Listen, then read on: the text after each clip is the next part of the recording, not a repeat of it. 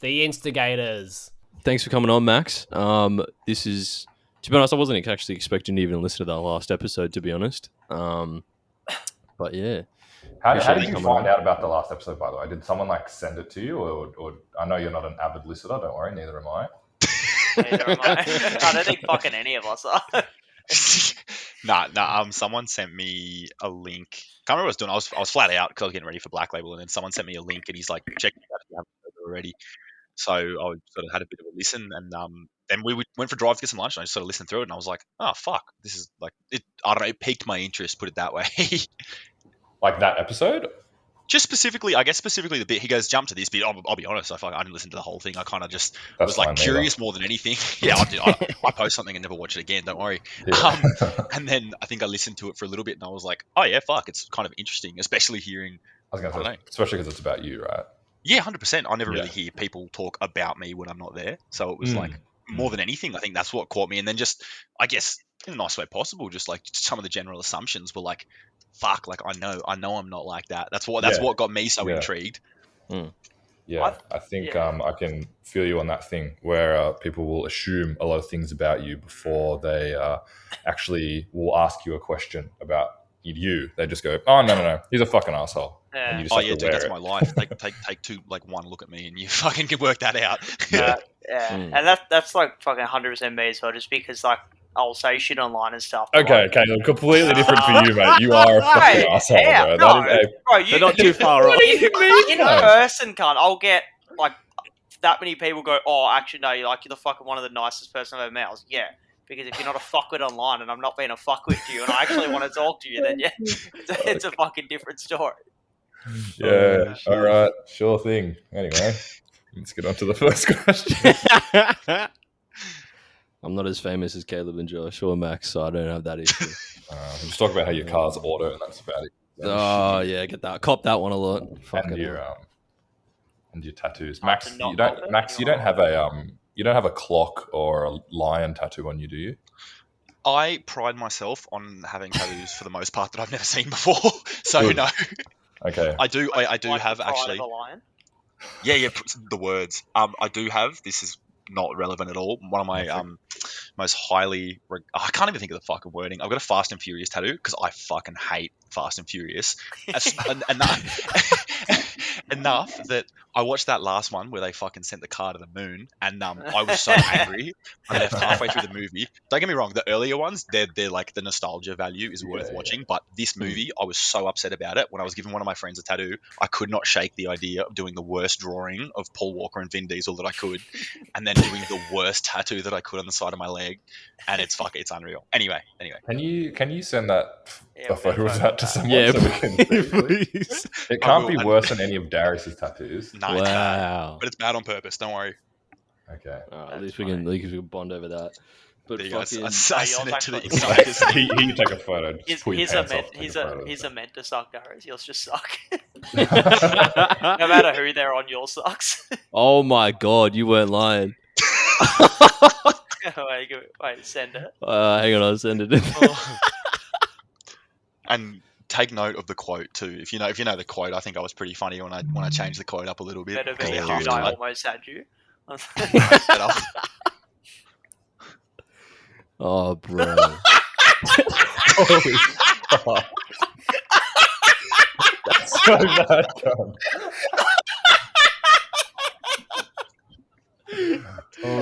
Just quickly, did you draw that? Yeah, I drew that while I was in hysterics, almost in tears, laughing. Bro, that's the drawing's not too far off. Holy fuck! I just try to make it like the shittest half-cut version of them that I could. That's fucking great. Bro, that is so bad. It's so much better that the quote's not right. Oh, fuck. Oh, that is shit, so I love fucking that. funny. Holy shit. Oh fuck!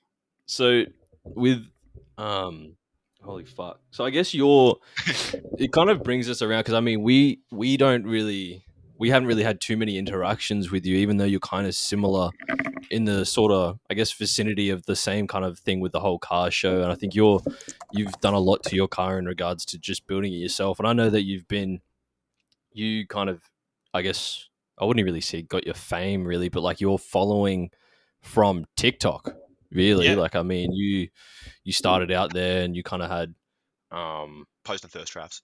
yeah, posted the thirst traps and like earlier on, but I mean, like in regards to where you started and like kind of the journey that you took, what was the idea there or the kind of like the passion there really? Honestly, it's a bit of a weird one. I think the biggest thing for me was I've always grown up around cars. Like, that's my life. Like, I've been to every summer nats that I would remember ever, just because that's kind of what Dad did. Dad's always had cars. And then I kind of took a different path, I guess, when I got around to getting my license, and it was like, shit, I don't know. I didn't want like a Thurana or a HQ or anything like that sort of thing. 'Cause that's what I was around. I just sort of wanted something different, like an import. I don't really know why. Ended up getting a little 190E for my first car and like molesting that pretty hardcore. Like, put fender mirrors on it and like rusted the bonnet and the boot, and it's typical 17-year-old shit. Big splitter and like. Anyway, when I had that car, that's why I mentioned this, is because when I had that car, I was driving home from Dad's shop one night, and I remember being on the phone to him and seeing this fucking car, like 2 or 3 cars in front of me, and all I could see were like the wheels, like on like a mental pissed angle, like from the car behind in front of me. Sorry. Yeah. And I was just like, what the fuck is that? Like, I had no idea what was going on. I sort of caught up to it, and I still didn't know what it was. I didn't know what it was till I actually ended up speaking to the dude. But it was a Y32 SEMA, and it was like a white one, and it had a fair bit of camber. Looking at it now, I have looked at it a couple of times since I sort of built my car, and it's almost funny to look at that car now and to think that I thought it was like the craziest thing I'd ever seen, and now arguably I think mine's well and truly surpassed it. But that car, for some reason, all I wanted from that point on was like a big white Jap sedan, whether it was that or not. Like, I knew those were pretty much unattainable and more or less still are. I just wanted something like that, big camber, VIP styling. That was just my thing. And then I had a few cars sort of thing, quite a few cars after that, and then didn't do anything for quite a while. And then ended up, sorry, I just lost my train of thought. Ended up with a Nissan President a couple of years later, and sort of fixed that up a bit, sort of thing. I still didn't have much of an idea. This was probably about 3 years ago. Didn't have heaps of an idea on how to do much other than, put wheels on shit, cut springs, and kind of basic bodywork sort of thing. And then ended up seeing a Crown that was driving to work every day with me, and sort of sat on my lunch break and looked them up, and I was kind of like, holy fuck. I was like, dude, these are sick. I didn't even know these existed. Like, I honestly didn't know a whole lot about the greater Japanese market at the time. I sort of just knew the basic stuff, and looked them up, and then I sort of saw a 171 Majesta, or 174, whatever it is, Majesta, which is like the frame before mine, and I thought that was the coolest fucking thing ever. It was like boxy enough. Anyway, I ended up getting this thing because that dude was a fuckwit, and I got my white Majesta sort of like probably 2.5 years ago now, and that's kind of where it all started. And That's then I knew what I wanted. Right? Yeah, that's the one that I've got now. That's the one that's kind of not much of a carlet anymore.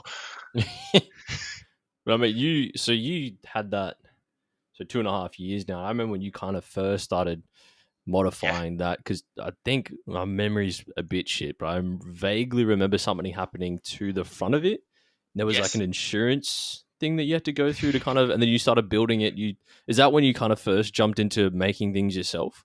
Because your car is pretty much, like, arguably most of that car is custom. Right. You know what? The guy with the Astra cannot argue with Max. This is finally a build. This is it. He's built from the ground up. Customers want to the Astra guy with the fucking Astra was going to get mentioned. Oh, bro. Actually, we do need to talk about that today. Yeah, we say that was so fucking sad. We'll definitely have a chat about that. Oh, fuck. Sure. What was that last bit again? Sorry. So like, I guess how you started doing your custom stuff. I think it was the an insurance thing, and something happened with the car, I think, vaguely. Yeah, not job in underline with big exclamation mark. So I think I had the car for maybe 6 months, and stock body. I pretty quickly just got a big set of wheels, sort of thing. Chucked a fair bit of camber on it, sort of thing. And then was dailying it for fucking basically 6 months with like 12 degrees. Still factory air with the controller and stuff. And then that got old pretty fucking quick, so I wound the back out to like 8 degrees. And then I think got defected, switched rego over. Was on New South Wales rego, because in ACT, obviously you guys aren't from here, in ACT you get New South Wales rego and you're more or less good. Like, it makes your life a lot fucking easier. So I ended up getting I was doing delivery driving, so I was working real weird hours, and I was on the way to work at like 4:15 in the morning, and it was like pitch black. Obviously, no cars out, so you're driving pretty fucking quickly. And I ended up coming down like a dark bit of road, and literally fucking look down, look up, this kangaroo like fucking in the air in front of my car. Didn't even have time to brake, sort of thing. So obviously, fucking sent him into the next dimension and then braked, and But fuck it, I was pretty impressed with how sturdy the car was, because by the time I stopped, I was probably doing like 120 sort of thing. The kangaroo was maybe fucking 10, 15 meters behind me. It was well and truly dead. But for how hard I hit it and how big of a fucking kangaroo it was, it really did not do that much damage to the car, like superficially at least. So anyway, I plotted to work, sort of towed it home because I had my fucking hung my head a little bit sort of thing. I didn't want to drive it like that. And then I kind of just sort of looked into what I was going to do with it, because it was obviously going to be a massive nightmare to repair, regardless of how small the damage was.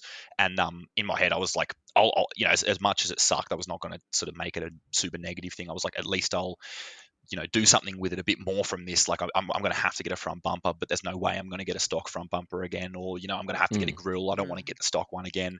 So I ordered a bunch of parts on Yahoo after we sort of agreed with the insurance company. The cash settlement, I guess, was the better option to do for that, because I didn't really particularly want to take it to a panel shop, even though I knew nothing. I sort of just wanted to have a go myself.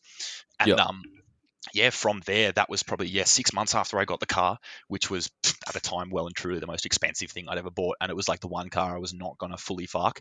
And then I was like, well, fuck, I may as well wide body it. I didn't smash a rear quarter, which is the usual wide body scenario, but I was like, fucking either way, I'll still give it a go. I was like, why not? Like, I have this chance to sort of do what I want and sort of do stuff while it's off the road, and I have to get another car anyway that I wouldn't have been able to do normally. And then it slowly progressed into what it is now.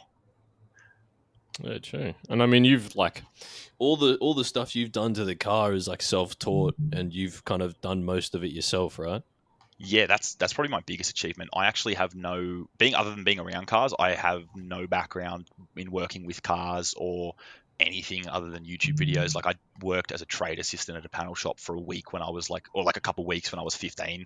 And at the moment I work in a stereo shop, but obviously not quite being a panel beater or anything like that, but all sort of self-taught and lots of fucking trial and error to get it to where it is now. For that, because fuck man, like anything to do with painting, I'm just sucked. Like, there's no fucking way I could do any of half the stuff that you've done. Thank you, man. Paint, actually, I will admit, paint initially was the one thing I wouldn't let myself do, because I knew it's like when you buy a new car and it's more or less immaculate, and then a month or two later you notice like a little bit here and a little bit there. I knew that if I had painted it myself, never having painted a car properly, there would have been way more fuck ups in it, and at least I can say that the bodywork prep, everything after spraying the gun was me.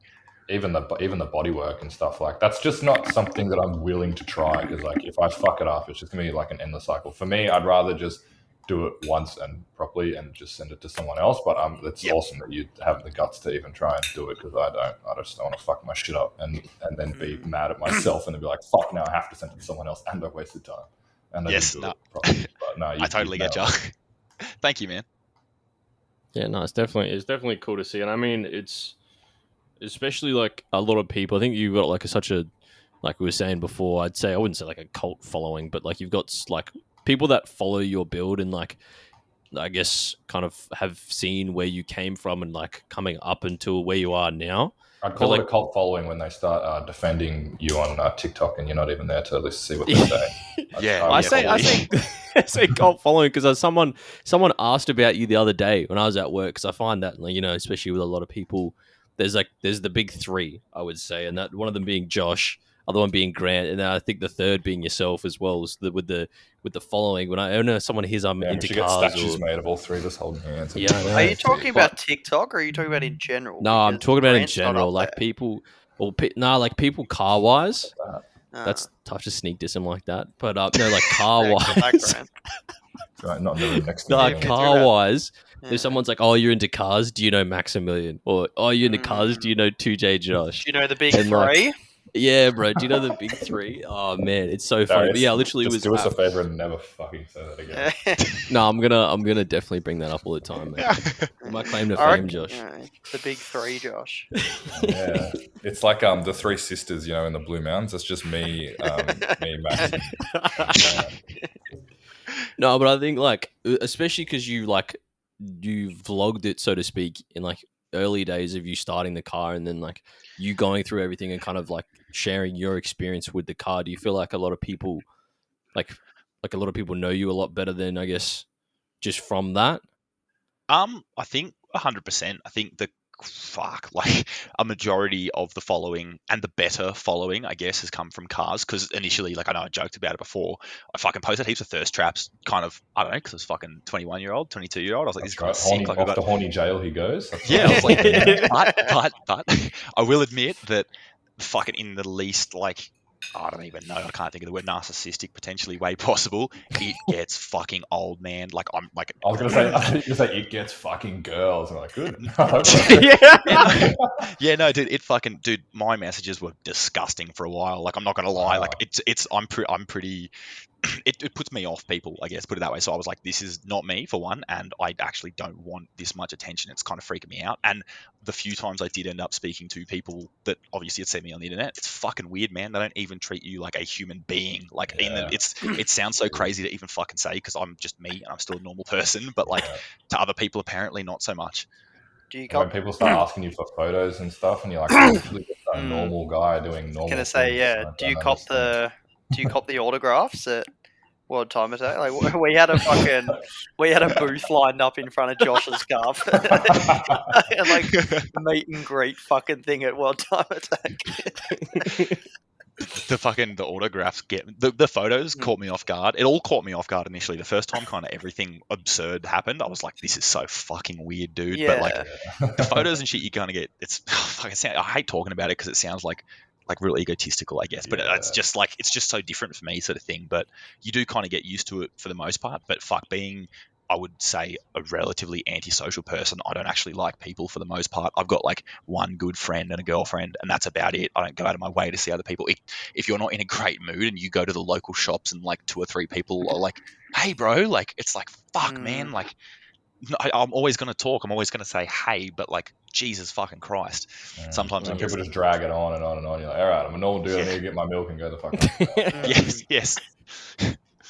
Yeah. Do you find, I think, because like we talk about a lot with Josh, but I feel like the whole, obviously putting yourself out on TikTok and like the whole like early on days as well, especially like when you were posting like car content and then just like other like thirst trap content, which is like we all joke. That's what you call it, bro. I remember one time when like early days when your stuff was coming off on my For You page heaps, and it was like car, and then it was like a fucking poster. You were just talking about car stuff, and you'd go to the comments, and it was like girls like, "Oh my god, his eyebrows!" I was like, oh, for fuck's sake. It's like, even when I try and talk about cars, this is what I mean. It's like I couldn't shake it for ages. Like still periodically, but like, fuck, I just like cars. Like, that's it. Like, leave me alone. Yeah, it was so funny. It was drowning in the comments. I was like, oh my god. But yeah, do you find like with you posting stuff? Because I mean, there was also like people, you'd see it every now and again. Someone would be like, "Oh, your car's shit." Do you feel like you've kind of grown accustomed to people talking shit, or do you still find it like hard to kind of separate it, sort of thing? I'm actually really glad you mentioned that, because my memory's terrible. That was one thing I think you mentioned, Josh, maybe, that I was kind of a bit new to it in the last episode. I definitely wanted to mention or touch on that, because fuck, that couldn't be further from the truth. I've put up with it my whole life, basically. Like, I've had a colourful past, so there's probably nothing I haven't fucking heard.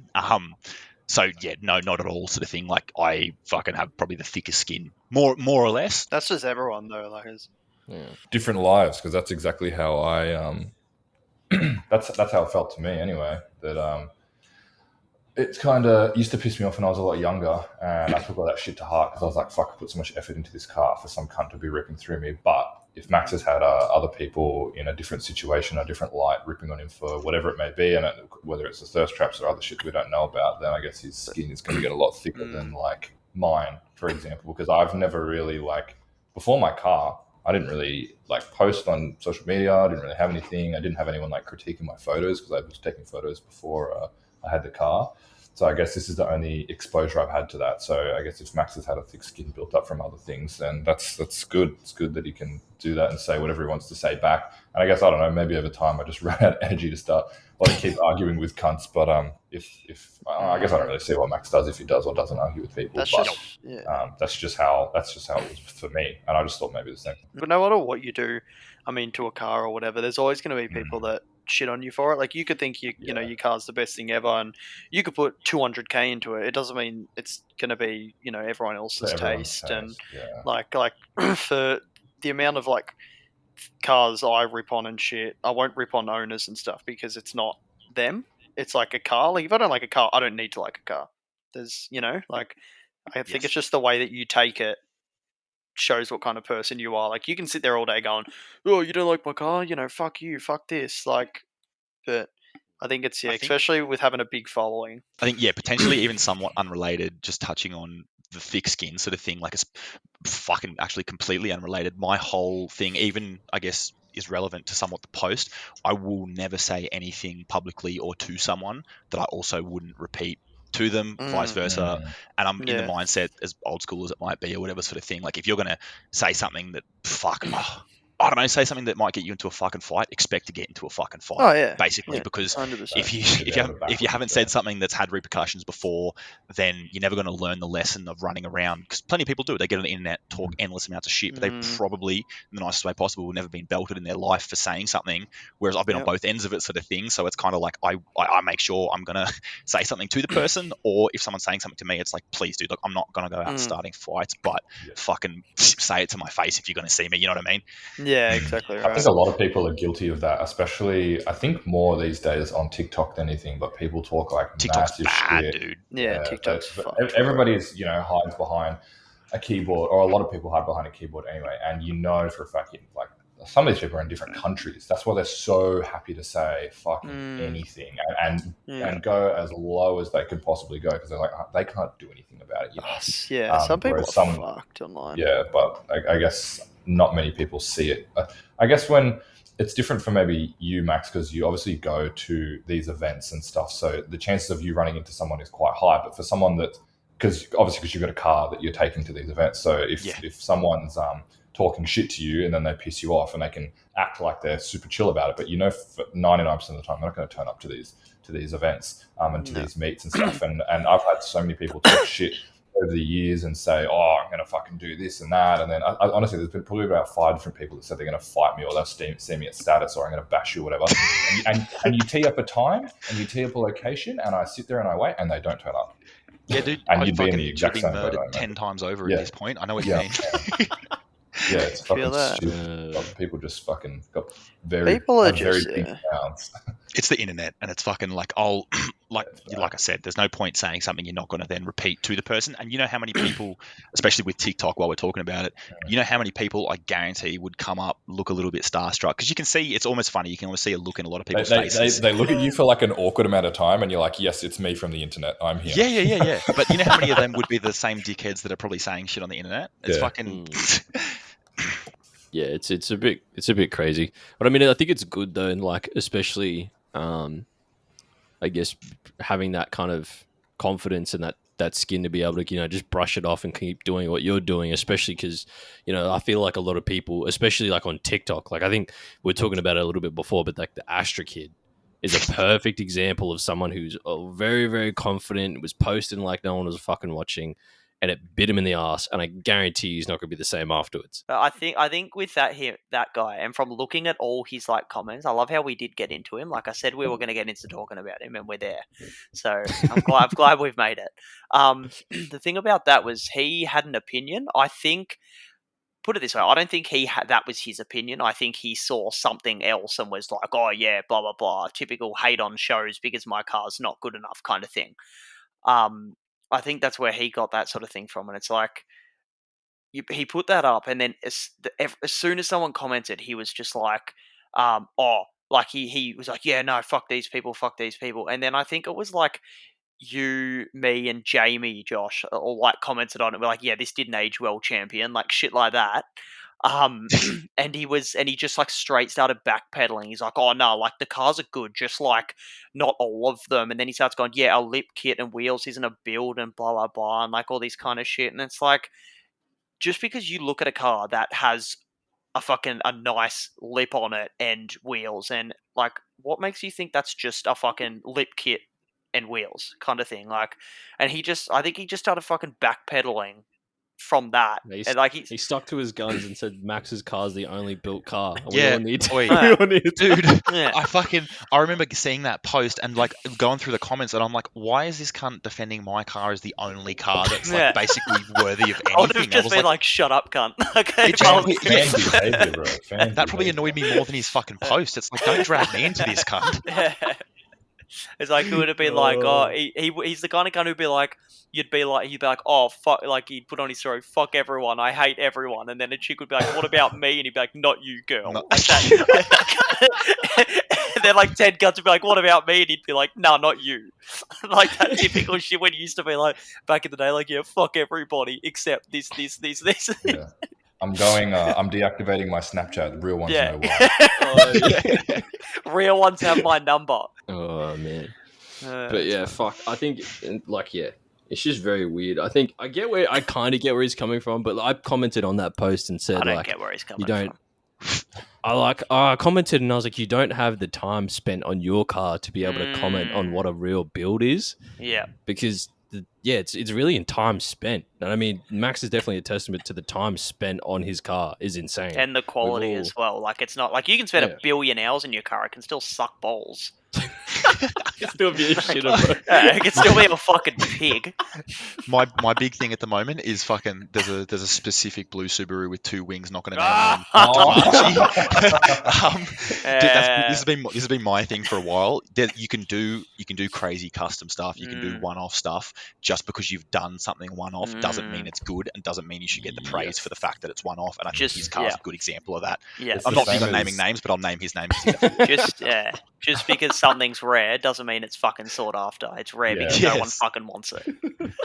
I remember What we a- chucked the photo in Darius of like 7 of us at World Time Attack, all like staring at his fucking like 7 wings on the back of his car. So we'll move on to the next little bit. I mean, just kind of piqued the interest. I mean, the whole status thing. I feel like a lot of people are blowing course. that up a little bit too. But I mean, I think it was definitely interesting to hear, especially like when we say, you usually hear a lot of people going, "Oh, status isn't the best. Status, this that." It's usually someone, you look at their profile and it's like a holding Astra. You know what I mean? Like it's never anyone that's getting into the car show. So I think it was. It shed some light, I guess, on a situation that most of us, in a minute, that most of us, Now that most now of I'm us leaving. are, I think it shed some light on a situation that most of us are kind of really close to status. So I think it's something that we don't You're really not. get to see very often. But thanks, Muscles. We don't know you at status, bro. No, but I think it was definitely very interesting to see on your story, especially. Like, I think it's something we definitely need to talk about, or something you definitely want to talk about as well. So Can Yeah, I? I'll let 100%. Caleb jump in before he blows a sorry. blood vessel. No, can I sort of like start this thing, because I think I'm, and I The think we running can the show? agree. No, yeah, obviously. Oh, but yeah. I think we can agree. I'm probably one of the biggest reasons for why people do think that about status. Like, Yeah, I think we'll we agree on can- that. Yeah, I think we absolutely, can yeah. agree that. So obviously, I don't run the show, any of that kind of stuff. It's owned by one person, kind of thing. But I think because, and me and Josh have had a chat about this already.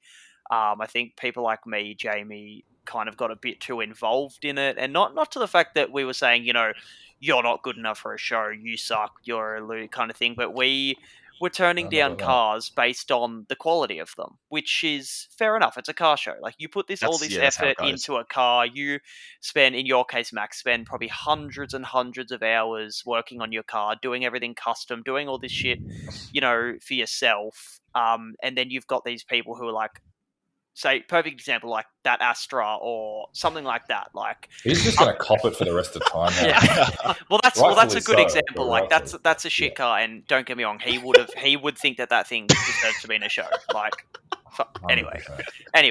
100%. So obviously we were like, these cars, this car doesn't deserve to be in a show. It sucks. Blah blah blah. And obviously we not really caught backlash from it, but that's when I think people started going, okay, well, the people that run status are fucking losers, and they only their mates get in, and this and that, and that's completely not true. Like, yeah, in the past years there has been some questionable cars. Eric's, that 86, very, very questionable. But I mean, like, if you are her friend and he's come all the way to Sydney, you can't really be like, hey, bro, nah. I don't know. Like- if I would like to I would have. I would have, but I think obviously Sarah running the show by herself kind of thing. But, you know, obviously because we this year, for the first year, actually sat down with Sarah and chose the builds that were, or chose the cars that were in the show. And there was probably 400 cars that we went through, there's Josh? about 400 or so applications, maybe even more than that. Yeah. So obviously, it was obviously a hard decision trying to pick which ones are in, but there was obviously ones that were nice cars, but you know, we just decided there was better cars, like that kind of stuff, and in no way a car that's tastefully modified, and then there are cars that are uniquely modified, and I think that's something that most car shows try to showcase, and it just depends on how many people are applying, or in Black Label's case, inviting.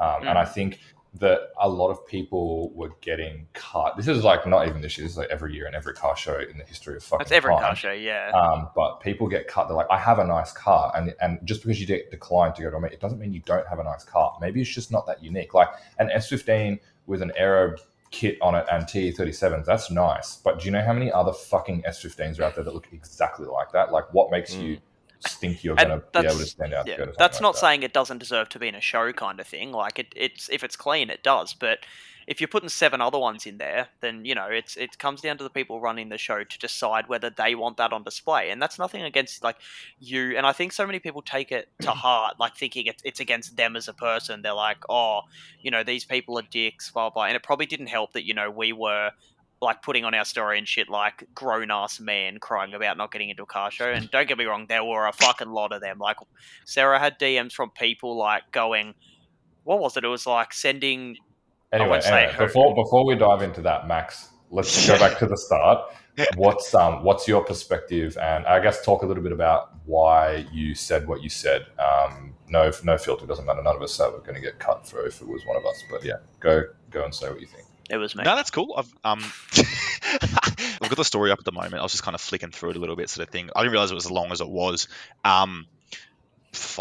Basically, I just said what I said because that's how I felt. Like the first status, or the only status I've been to, rather, was my first real car show, I guess, that I had a car in that I sort of, you know, rushed around a little bit, sort of thing. And I will admit, rushed around a lot. I wasn't happy with the way the car looked at all. Then after I got back, I basically redid everything straight away because it just killed me how it looked, sort of thing. So bear with me. I'm just going to try and like flick through bits and pieces of the post. Wait, was it a post or was it just a... Sorry, it was a story. Oh, okay. So you kind of have to go to a show to see the quality of cars that are there, and you go, okay, my car, it's nice, but it's not really up to the standard of like this shit. Because some of these cars are like fucking immaculate, and then you see some cars just scrape through. So maybe... No, I feel much the same. Like, again, I'll be the first to admit my car wasn't at a standard I was happy with, nor comparable with most of the other cars at the show. And don't get me wrong, when I actually got like accepted, more or less, I was pumped because like I'd heard mention of it sort of previously, and I knew it was like a pretty big thing. I knew nothing. I still don't really know a lot. Like I know like 3 or 4 shows, full stop, put it that way, sort of thing. I don't know the finer things that are happening. Well, I mean, there only isn't there? They would only realistically big ones that I'm aware of. Would be, yeah. The big 4. The big 4 to match the big 3. But yeah, I was pumped, and it was like sick. And for me, I think more than anything, the shows give me a bit of a deadline and something to work towards. Like that, how that looked initially, that was basically a month. Like I started from like a stock body car to like a month, and I had the massive spaces, and it was fuck up after fuck up, and like I ended up only having massive spaces all around because I worked out the specs I needed, and then I got fucked around by the only dude that sells 20-inch fucking bands for 3-piece wheels, and they didn't come for another 6 months after the show anyway. So it was kind of like too bad, so sad. But again, just another reason I was unhappy with it. But the week leading up to it, everything happening, sort of thing, being around, it was cool. Like fucking in Canberra, there's nothing. So seeing even all these cars driving around, being able to sort of see them, I guess, was super cool, sort of thing. And then I guess what killed it for me was the actual show. I don't actually know how to explain it. It was just more of like a feeling than anything. Like if you come in and the whole thing kind of just felt like really uninviting initially, sort of thing, and then what about it felt uninviting? Like go into that a bit more. I don't know. I felt like I was kind of just there and left to my own devices. Once I got through the gate, I was kind of just plotting around. Like I don't know what's going on. Like felt like there was not much organization sort of thing happening. And then that was Do you reckon like not fucking know people, or like you didn't know many people, or just like not even the same. Like I'd met a few people leading up to it, not heaps sort of thing. So I was saying hey to people that I'd run into beforehand. But it's probably, I guess you could put it down to the same cliquey shit that the rest of the car scene kind of has, and it was just seemed like it was an extreme example of it there. And I think everyone can admit that there is the smaller groups, and then it is pretty hard to engage, especially when it's like a group or so and so. But that's just kind of everything like that's life, to be honest, not just car shit. But for me, that was the biggest thing initially, and then kind of afterwards, I think it was more after I got back and sort of had to think about it, and then sort of sat on it for a bit. I was like, kind of fuck, like that whole experience at the actual show sucked. Like the week was sick leading up to it, but you know, I sort of parked my car, sort of had a bit of a walk around, and then I kind of felt like I was stuck there, and I was just had to kill time for the fucking rest of the day. And having said that, I was going to say, having said that, do you not feel, or I don't want to put words in your mouth, but how do you feel in regards to like World Time Attack and Black Label and what's the other one, Hot Import Nights, if you've been to that? Do you think that it has the same feeling? Because for what you're explaining to me, I get that. Like you turn up to a show, you're like, this is cool, and then you're like, fuck, I'm actually stuck here for like 8 hours, right? Yeah, I'm stuck here in 7 hours away, and I know like 5 people. Yeah. So just quickly, like, I guess yes or no, do you have the same feelings towards World Time Attack and Black Label and Hin potentially? Not necessarily. Hin was definitely an odd one because it was just I was being bombarded, I guess, the whole time because I was with Jansu as well. So that was just ridiculous. I didn't really get to experience much of the show. I kind of ended up hiding, for want of a better word, for a lot of it because it got pretty old. The venue was sick. It did seem a little bit disorganized.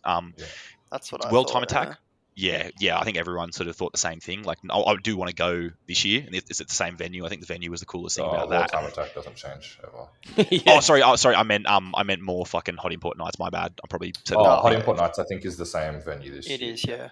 Yes. I think there's meant to be a better one. Like I think this one coming up is meant to be like a small one. A small one, and then there's a big one. So then, Max, I guess if you feel, because basically, like, and correct me if I'm wrong, you're kind of saying that you do sort of feel the same way about World Time Attack and Hot Import Nights to a degree, right? Sorry, I was just kind of going through one by one. Hot Import Nights, yep, similar sort of thing.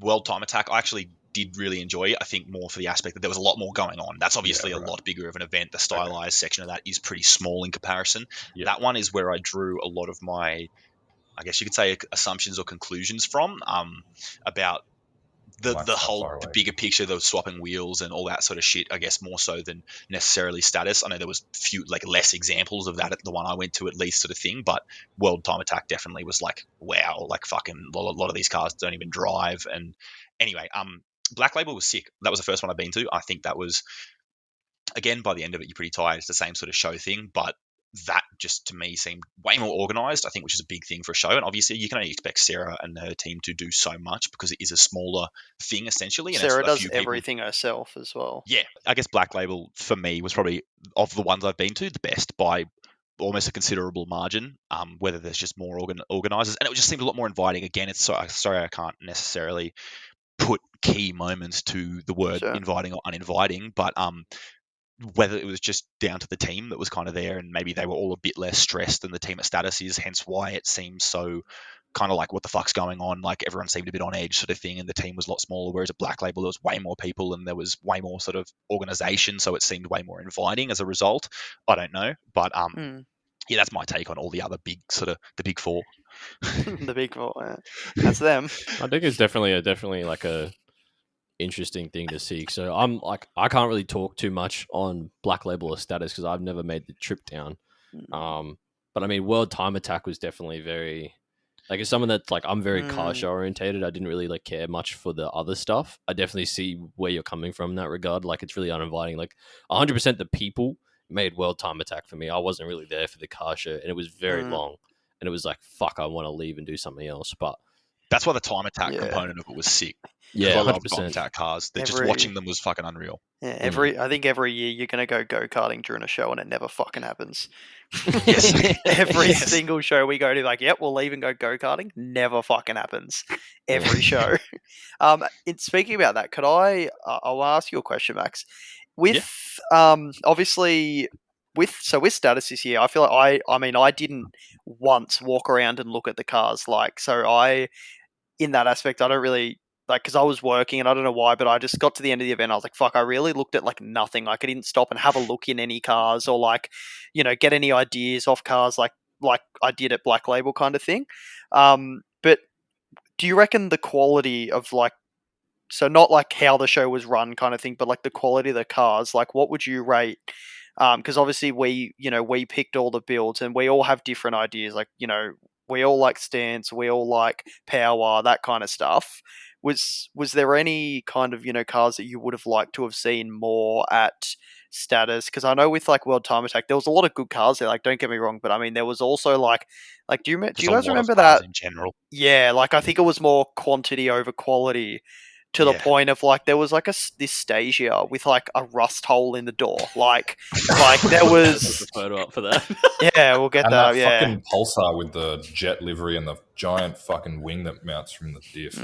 Yeah, like there was a lot of like I'll say shitters at that show, but like I think, and don't get me wrong, like obviously every car at status wasn't perfect. Every car I don't think every car at Black Label was amazing either. But like at the end of the day, anyone can have that opinion kind of thing.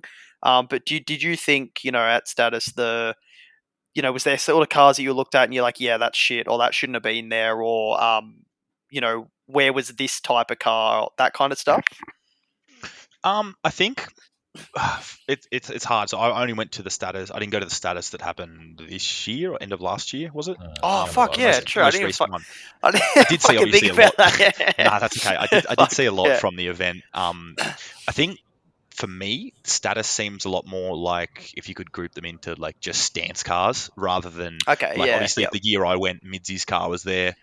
Fucking Daniel's car was there. There was not a lot of sort of VIP stuff. I guess it's just a majority of like, obviously it's more than that, but the typical what people would assume is wheels and lowered and camber sort of thing. They're obviously far more than that, but versus Black Label, there was just a broader variety of different sort of cool shit. There was also cars there that I would kind of be like, what's this doing here? But they also had like, it was kind of cool Lambo there. Like, I'm not big on it. It was kind of cool. There was fucking NSX. Like, there was a few other VIP cars. It was just a broader, I guess, spectrum of stance style cars and their subgenres. I think that comes down to the organizers, because the organizers at Black Label, they're a bit older. They're older than us, who are doing stuff to do with status. Who are obviously, we're all under probably like 25 nearly. And I guess the guys at Black Label are, if you see the guys that have stuff to do with Black Label and you see their cars, you can see the type of cars that they attract, and you're going to attract the type of people that you hang around. So it's the same as with, we're all predominantly just stance, like aesthetic stance stuff that for the people that are associated with status, like myself and Caleb and Cody and all that stuff, who we don't like, none of us have fucking engine modifications, not yet anyway, because aesthetics is more important at the moment to us. Then that's what we're going to attract to a show. So I guess for Black Label, they're more track orientated cars, which tick or track stance anyway, which kind of ticks the box of the track, which gets the power cars to come, and the stance, which gets the cars like Cody's car, which went to both to go. So I think that just comes down to the organizers. And also, but I did mention to Caleb that when you, when like Caleb and Jamie and Cody and whoever else are talking shit online, and then all of a sudden the next day they're posting, can't wait for status and are so excited to be a part of status. People go, well, I don't want to be a part of that if these guys are fucking assholes. Whereas the owner of Black Label and the people that are associated with it, they don't do stuff like that, which again, I couldn't even tell you who they are. Exactly. So, it broadens the horizons in a way of what people are willing to come, because they haven't heard anything bad about it. Yeah. Whereas there are bad things about status. Just quickly on that, I feel like that's probably a lot to do with the whole welcoming feeling as well. I feel like I haven't really been there, but you can kind of tell the like the vibe from Black Label is like a big variety. There's stance cars, there's like everything. Whereas like Status is very like, I get that you get the clicky part, which I guess some people are like, oh, it's kind of cool to be in that circle. It kind of appeals to younger, like, you know what I mean? Like it kind of appeals to that group. So I guess it's in a sense of like, I guess as everyone that's kind of Sarah included, like everyone kind of gets a bit older, the variety will change. You know what I mean? You're starting to see people go into more older cars. There'll still be those younger kids that'll want to build stance cars, and kind of, I feel like it definitely has room to grow. And I feel like, especially early on, seeing where it has come from, like the first kind of events where, like, you know, Max has gone to like the very first one or the very second one and stuff like that, to where it is now, I've definitely seen it grow. Whereas like Black Label's always been the same. It's very like old class with a hint of new class sort of thing. I feel like that's why it's a lot more welcoming, because you kind of don't, you feel like there's going to be a group of your kind of people somewhere in that show. Whereas like Status is very stance. You know, if your car's cambered, you're cool. You kind of like feel a lot more at home sort of thing. Whereas like I feel like, correct me if I'm wrong, Mac, this is just me because I haven't actually been to either one of these shows. That's the vibe I get from the outside. I think, like you guys were saying, so I didn't even hear much great about Status before I went the first time, but I'm big on going to something regardless of what I've heard. And I guess until I'm proven right with my own eyes, I will sort of more or less ignore what I've heard about a person ABC or event ABC, whatever. So I kind of went into it after already having heard negative shit. Like, you know, it's pretty much like, you got followers, you'll get in. And at the time I didn't have followers, sort of thing, and I was like, oh fuck, this is super cool, sort of thing. Like I'm ignoring what I've heard about it, and then to come out of it and still kind of be like, oh fuck. But it did take a while for me to sort of come to that conclusion that I wasn't super big on it. After maybe going to a bit more stuff and seeing more things, I was kind of like, wow, like comparing that, which was essentially my first proper car show ever, to maybe my second one or some other things I'd been to and seen, I was like, wow, like, to me, I didn't like that one at all. And like you were just saying, Darius, it's probably evolved a lot from what it was initially when I was there, sort of thing. And fuck, I could go. I mean, if I didn't exile myself from it, I could go next year and be fucking well and truly amazed at the show. You know what I mean? But from my experience, that's kind of what I'll draw. That's that's interesting to hear, because I mean, I think because was that 2 years ago when you were there. He came to the second one. I remember parking. Yeah, so it would have been 3. I think I feel like it was. I think it was the second one. You were parked outside. It was when they did the cars. It was my first show, I think. It was when I was parked in the middle. At the front. When we got our cars wrapped.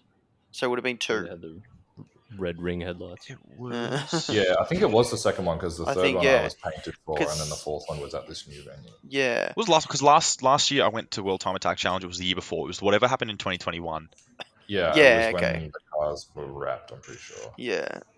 So yeah, I think that's sort of interesting to hear, because I more thought, you know, I mean, I guess I didn't really hear any of this bad stuff about Status before. As I said, me and Josh sort of had this chat where he's like, you know, you need to stop saying this kind of stuff online because it's making Status as a business as well look bad. So I didn't actually realize there was, you know, anyone sort of thought that stuff about the show. Like, I guess I probably did. I mean, I probably couldn't tell you, you know, 5 cars that were in the show back then. Like, so yeah, I guess that's sort of interesting to hear, you know, that you thought that back then, and you know, you heard other people's opinions, like same. Yeah, opinions this is before I'd heard of back any of then. you guys. Yeah, so that's why bullying everybody.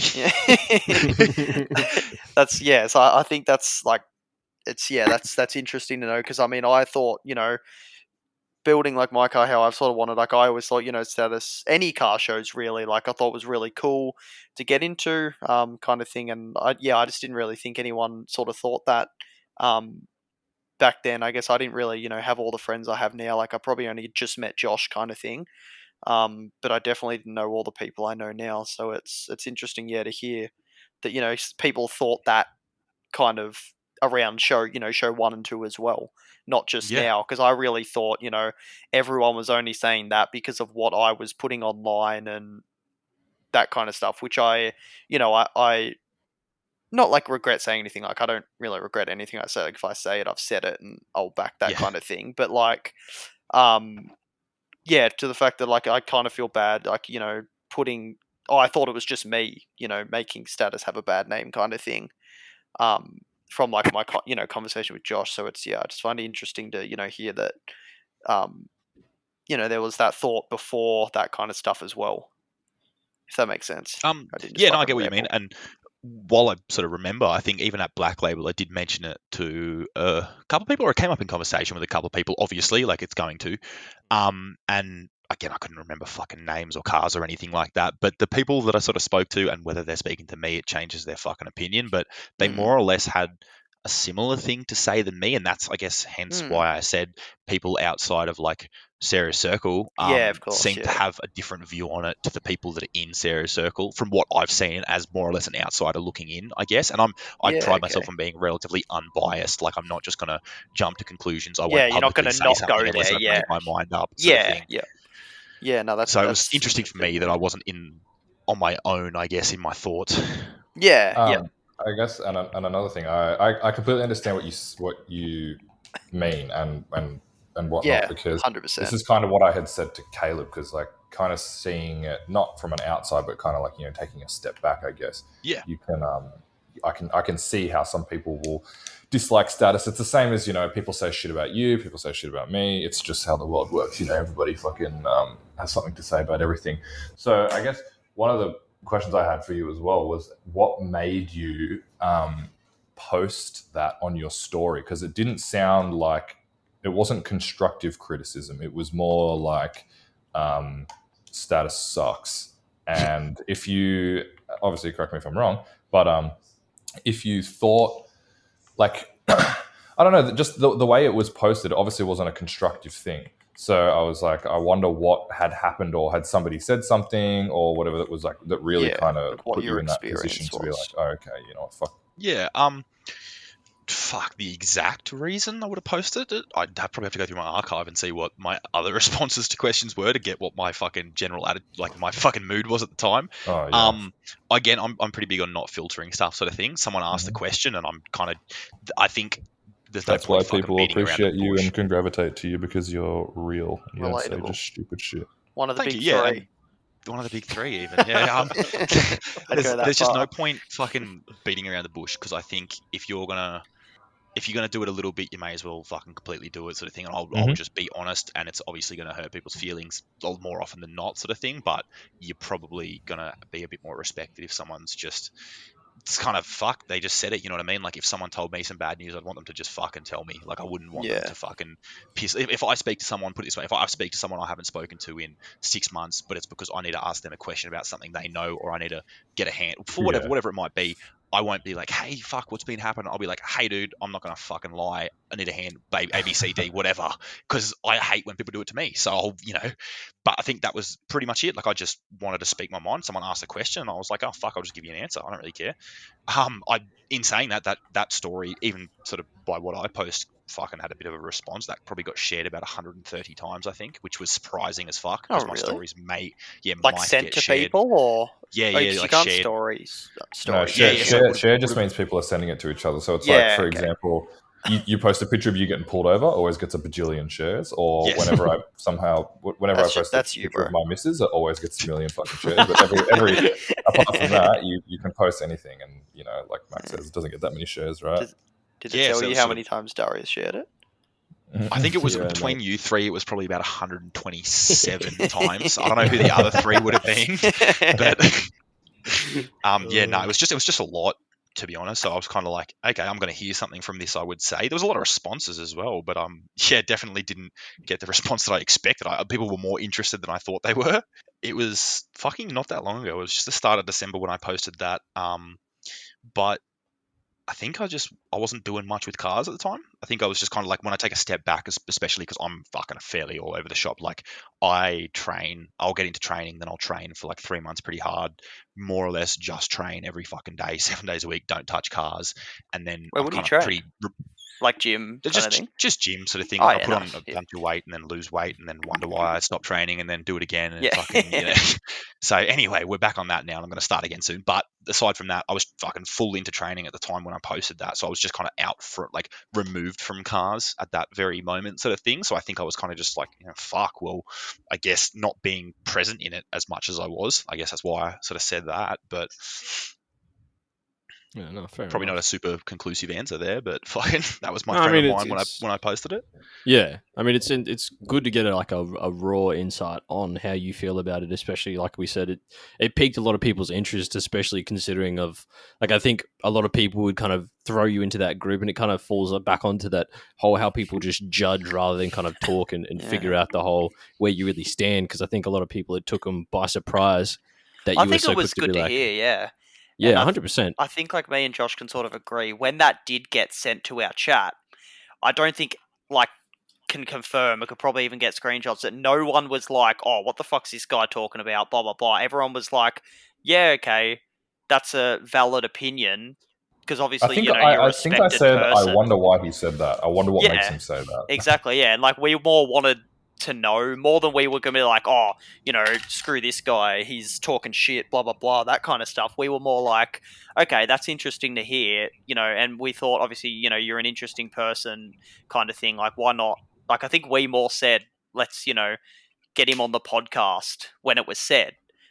Because obviously you're going to be people want to listen to what you want to say, but it was also interesting to finally hear someone actually say it how it was, like say it how it is. So I don't think like I said, none of us were like annoyed about it. We were all like sort of like, yeah, okay, that's that's good to hear.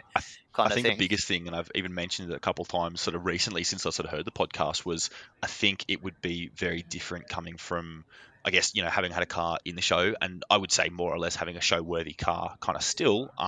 That's probably why it's, I guess, different. It's not, I don't have a fucking Astra. I'm not saying the same shit with a fucking convertible fucking HSV Astra sort of thing. Yeah, but like your opinion matters more because you have something to back it. I'd hope not. That'd be the only thing that makes it worse. Yeah, no, I get you, Josh. Like, But I guess onto like the next point. We kind of spoke about that for a while, but what are your thoughts on the car scene at the moment? Fucking, I talk about this all the time. I fucking hate it, to be honest. And that's not really just at the moment. I just hate specifically. I guess I'll be more specific. I fucking hate like Jap car cunts is the only way I can sort of sum it up. And whether it's just the ones from Canberra that have left a sour taste in my mouth, and especially it's kind of like ironic because I really like Jap cars. Like I love pretty much everything I've got's Jap. Like I've got all my fucking crowns, like I've got a SEMA and I've got all this shit sort of thing, and that's fucking I love what they do in Japan and all this shit. But again, it's probably more or less an Astra scenario sort of thing. It's all the guys, which is the majority of the car scene. It's not not every car is of this caliber that can be in the shows or whatever sort of thing. Not saying about mine, I guess just the cars that are in the shows in general. Not everyone is like that. So, but the people that I think talk the most and always have the most to say in fucking so about the whole fucking JDM bullshit, leave the worst fucking impression. And they're the ones, like a local dude here in Canberra that tries to run meets fucking had this thing at his meet. All right, guys, next meet we're going to have a genuine versus rep counter, and it's like, dude, you're driving. If you want to get fucking down to it, I'll fucking put you on show. You're driving an Australian delivered Subaru on reps, and it's fucking stock height. Like, don't start on like all that stupid shit, man. Like, my Merc is more of a fucking JDM car than yours. It's got Jap build plates on it, like it was an import sort of thing. Like, it's just little petty shit like that, and the whole. I get it, and every build, like especially the higher caliber builds, need to have genuine wheels, 3-piece wheels, whatever. Especially VIP shit, you have to. Like that's the fucking that's the core of it. Like you need to. But as a fucking 17, 18-year-old P plater, you don't need to be getting people telling you fucking cannot enjoy your car if you don't have a $5,000 set of fucking wheels on it, because your time will come. I didn't even know real wheels were a thing until fucking 3 years ago, and I was like, oh holy fuck, this is all new to me, sort of thing.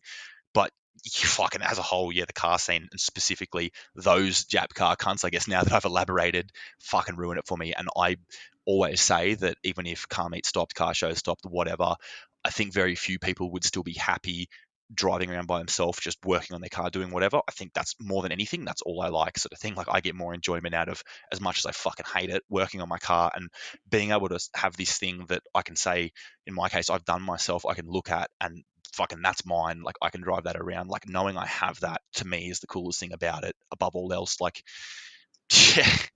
yeah anyway, fucking keep it on that one because I hate it. No, it's definitely good to see. I mean, I get what you're saying 100%. There are always going to be those people that kind of, I would say, trend hoppers, really. Yeah. This is the same people that post on TikTok, fucking cancel everyone or cancel this person because they fucking suck or some shit. Like, you know what I mean? Like a lot of like a fucking, as much as we all don't really get along with Thick 86 that much, that whole trend of just hate him for no reason, and then that whole It is cancel silly. him on TikTok was fucking lame. And I the don't- amount of Yeah, for fucking what? shitters I saw jumping on that was so stupid. That's you get like they figured out the algorithm, and then a bones.com it all was like, yep, let's cancel him. It's like you didn't even know who he was 30 seconds ago, and they're like, yep, this will get me a couple of views. But yeah, we'll move on to the last little bit, which is really like, you know, is there? I know you've got a lot of stuff you're working on with the car. I feel like you're always doing something new to it. Is there anything you're kind of working on at the moment? Yeah. So I guess when I initially did finish the car, whatever you want to call it, it's never going to be finished. None of it's ever going to be finished. I sort of got the kit that I always really liked, and I said moving forward, the only thing I could think of doing beyond that would be making a one-off kit, like a full proper, like from scratch, like that is mine sort of thing, and making it look good too, which is the hard part. So at the moment, like I chucked some foam down and sort of got a fair bit of the way through this weekend on making a front shell. I guess the biggest one was just before Black Label. Actually put it this way, from 23rd of December until Black Label, I redid the entire turbo setup. So I went from rear mount to bumper mount. I've got turbos in each, if you haven't seen it, just for context, turbos in each bumper opening now, sort of mounted sideways, bumper exit exhaust, wastegates out the bumper as well, just above them. Made a bunch of carbon panels, made a ducktail sort of thing from scratch, skinned that in carbon until I make a mold, make it properly. Made basically a one-off rear bar, not fully from scratch. I used a rear bar, basically cut everything out of it and essentially made it as wide as the car, because that's one thing I don't like, is the fact that it's just flares that continue down the bumpers instead of physically being wider beyond just the flares. So made the actual bumper the width of the flares and changed it all up, sort of thing. Even that sort of thing, I'm going to redo that whole rear bumper. It's basically a plug. Like there's a fucking chicken nugget in my rear bumper at the moment. So I never had intentions of running that for long without pulling the molds from it and finalizing the design. But in my head, like I know what I want to do, sort of thing. So that's the big thing currently, even though I should not be probably working on this car as much as I am, is just finishing this kit off, and then the turbo setup's all pretty good, and then it's kind of just ECU, fucking tranny controller, upgrade the gearbox a little bit because I don't want to put a different box in it. It's too late of a model car to kind of fuck around with that. You kind of lose everything that makes it what it is by doing that. If I get really bored with it one day, I might, but you know, it's a fucking, you know, 06, 07, 6-speed, fucking everything's electronic. Like anyway, that's the big shit for that car. I've got plenty of other shit that I want to say I'm going to start working on soon. I've one that I definitely want to work on this year, one that I wanted to start working on last year, which was my SEMA, because I fucking couldn't pass up the opportunity to get a Y32 SEMA, especially given that was the car that got me into all this, and it's still the second one that I've ever seen, and as far as I'm aware, I know of, being registered in the country. So I think the fact that I have that kind of just sitting there in my possession is the coolest thing for me. Whether I touch it in 6 months or a year, they're kind of, even they're too, I guess, expensive to even bother importing now, unless you're really diehard VIP, because they're kind of shit boxes. They're ugly shit cars with nothing really going for them, unless you spend fucking heaps of money and, you know, do a bunch of body work and slam them and make them useless to look cool. But yeah, I don't know. I guess my big one that I want to, my goal for this year is, I've got another Majesta that ran at the back of someone that's more or less a good car. I bought for the motor and box to pull and eventually do rods and pistons and shit in for this white one, because that will be the limitation in due course. That's gone. It's not a matter of sort of if, it's gonna probably shit itself when we put a bit too much power through it, because the 3UZs are a bit weak. Once you start getting above sort of 350 kilowatts, I'd say, at the wheels. But the byproduct of that is, you know, we've got a 5 litre sitting around, an 8V71 like blower. I basically sort of need to get a hat, up a couple other bits and pieces. Obviously, a lot more to it than that, but I want to put like a blown injected motor in the other Majesta, because Power Cruise is fun. Summer Nats is fun at times. It gets kind of old, but I just want a car with shit over the roof, like fucking as far forward as I can get it. That's just gonna, you know, fucking melt tires, and you can get 5 cunts in and do laps of Power Cruise, fucking being an absolute asshole in a car. And what better car to do it in than a fucking Majesta? Because I think that'd be pretty funny. Yeah, no, that sounds pretty cool, and it's good to see, especially, you know, like you've come such a long way, and to see where the car has come is, you know, it's fucking cool. Especially like I think a couple of us mentioned, like especially with us being very heavily on stance, and like I dabbled a little bit in VIP, but it cost like way too much money, especially coming from an 8.6, was that just like blew my mind when I got into VIP. Sorry to butt in there, but no, 100%. I thought it was kind of just wheels and camber. And when I found out, like, I don't even have like the good stuff. Like Midsy's car had the Tiedemann shit. That's the only reason I kind of know the car, I guess, because I was pretty impressed by what it actually had in it.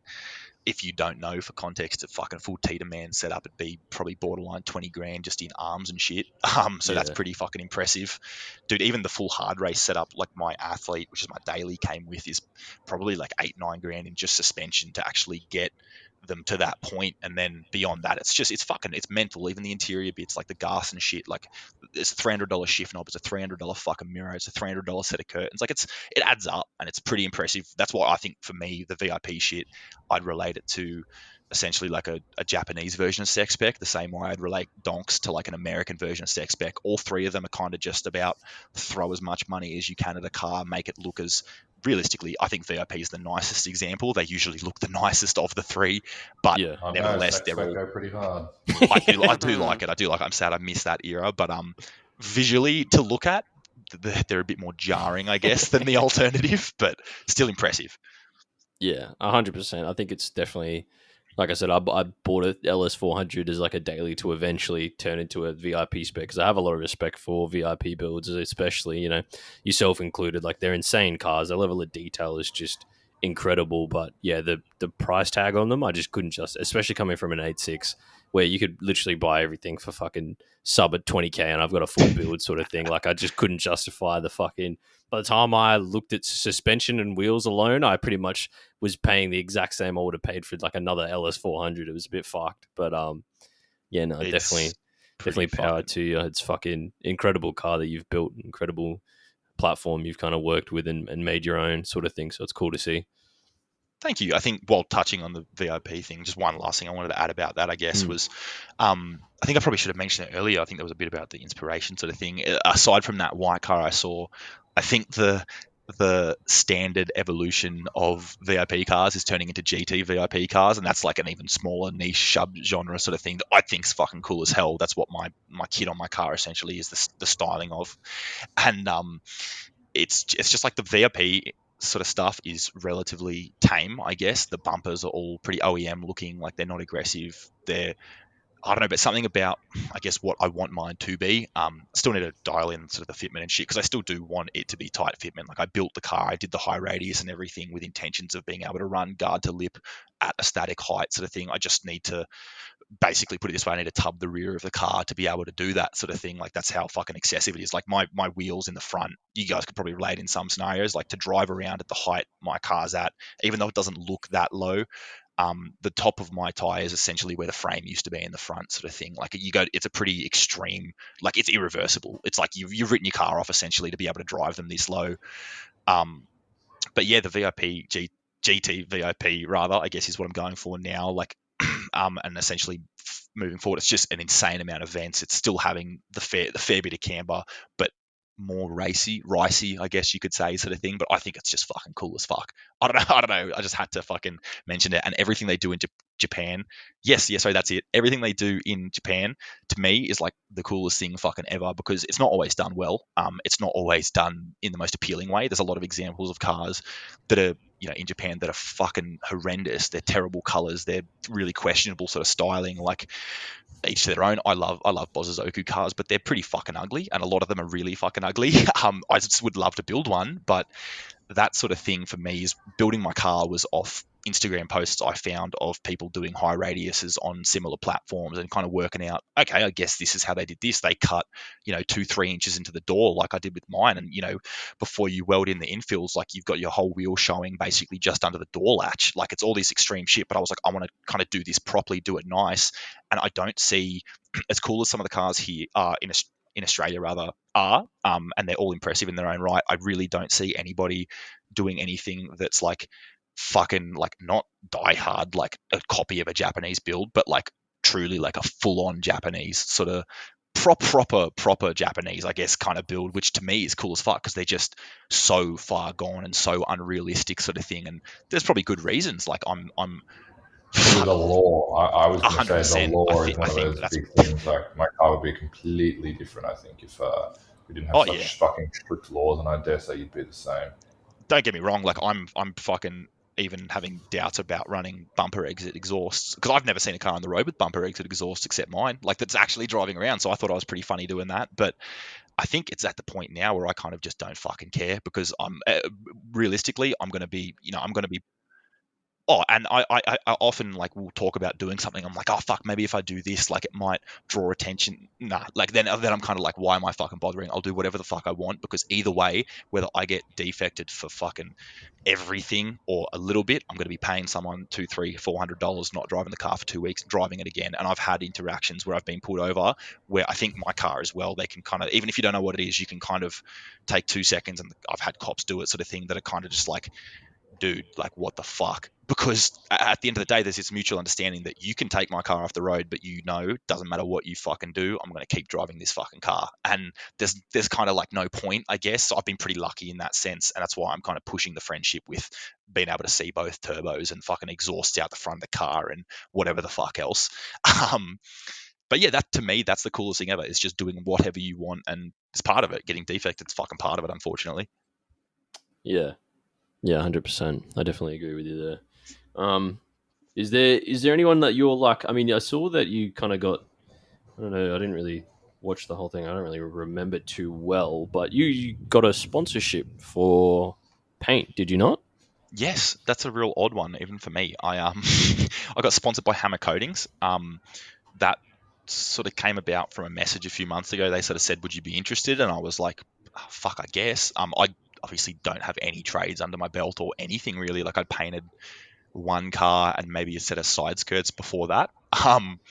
So pretty cool. They wanted to actually give me that opportunity, and then I guess actually gave me the opportunity, sort of thing. And now, I'm sponsored by them, sort of thing. So the first thing I did was, even though I didn't need to, was sand my fucking daily back, and I decided I wanted to respray that. And I've got the paint sitting there, and I kind of just got caught up with the black label shit. So this weekend, ideally, I'm going to be painting that essentially the same color, just with like a nice blue pearl over it. That'll be my first time trying to do a proper full blown respray on a car that I actually care about. But yeah, so absurd. And for me, I think the coolest thing about that sponsorship is when we went to paint my white car, the Majesta, one of my mates who used to be a painter basically said, check out Hammer Coatings. Like they do this pretty good deal. It was like, I'm not advertising from here sort of thing. I'm not getting paid for it, but I get paid in paint. But basically, it's this super good deal. Fucking, it's your clear kit, your primer, whatever, your base for pretty good price. And I was like, oh yeah, fuck, give it a go. And then we tried it, and he was like, dude, this is pretty impressive. Like by painting standards, sort of thing. He goes, oh, I like this paint. The primer's really nice. The clear's really nice. Sick. Like, and it turned out really well. And like, I don't know a lot about painting. I've never had anything resprayed before this car, so it was kind of, even though it was the same color, it was kind of cool for me, especially seeing full fresh paint on something. And then yeah, they caught wind that I used their paint, and then moving forward is when they sort of decided to approach me about it, and I was super on board. Like I've had other sponsorship sort of offers, and kind of people wanted me to do ads, and I have done one or two, and then I was kind of like, you know what, fuck this. I don't care if I get an extra couple $100 for posting an ad about some fucking irrelevant fucking finance company that I ended up doing 3 times because it was kind of funny, and I did it more on the novelty factor of me promoting a finance company than anything, because I know it'd look funny. But this So was perfect for weird. me. Like, Yeah, it's have you different. seen the ad? No, I haven't actually seen it, but I mean, it's so different. It's different to the fact like they're reaching out to like a car person to do it. Like, and I mean, like, To because promote I finance. always say to like Josh, I'm like, kind of thing. I was like, you can make so much money from like selling like all your stuff to your followers and kind of stuff. And he's always just like, nah, I'd rather sell stuff that I care about, kind of thing. Like, he's like, I don't want to sell out to people just because I have the following, kind of thing. Which Yeah, is, I fully. mean, like you're saying pretty much the same thing, but I just find like they've come to you. It's right if you can take the piss out of it, which is great. But some places like they're like, hey, send us the copy before, like tell us what you're gonna do before you post it, because they're like, some of them are like, you're probably gonna do some dumb shit. Yeah. Wait, well, that was the exact thing. I sent them the little draft, and I was genuinely like, yeah, cool, this app's fucking sick. Like, go download this shit now. But I was like, I hope that 20,000 power. Yeah, I hope that regardless of fucking what I say in this ad, I think, especially knowing even somewhat of my character, it's like these dickheads didn't even look through anything I Yeah, post because I didn't even know fucking who you swear I were. talk They about just thought, yeah. whatever the fuck. Like, I look like a fucking criminal. Like, I'm not gonna lie. Like, I fucking dude, I look like more of a Hey, you criminal said now it, than I bro. used to. Yeah. Fuck, it's the elephant in the room. But that's why for me, doing an ad for a finance company, yeah, I get money, and I think it's fucking hilarious that these dickheads actually want me to, fucking, how dumb does that look? And I think most people would have gotten it. Then you get the old dickheads that are like, why am I going to take advice from this cunt? And I'm like, you're the exact dickhead that I did this ad for because I think it's hilarious. You're the fucker that would finance a fucking car, you idiot. Yes. Yeah, it's funny. Bro. That's so good. That's crack up. Oh well, But look, yeah. I fucking well, thanks for coming on. Yeah, no it was worries. It was good to finally get to talk to you in full length about the post and about everything else. I mean, if everyone probably knows you already. As we said, you're part of the big three. Fucking hell, man. That Big shit is three? not going to get repeated. Yeah, that's not getting dropped. Yeah, we're definitely The big leaving three. that one in. No, thank Holy you for having shit. me.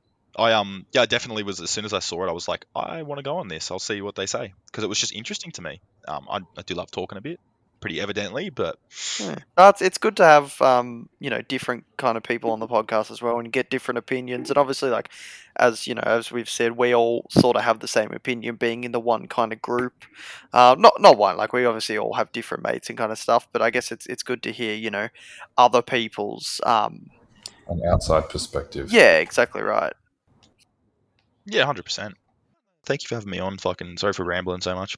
No, you didn't at all. Right, the point was to just have you talk about Yeah. whatever, and that was good. The instigators.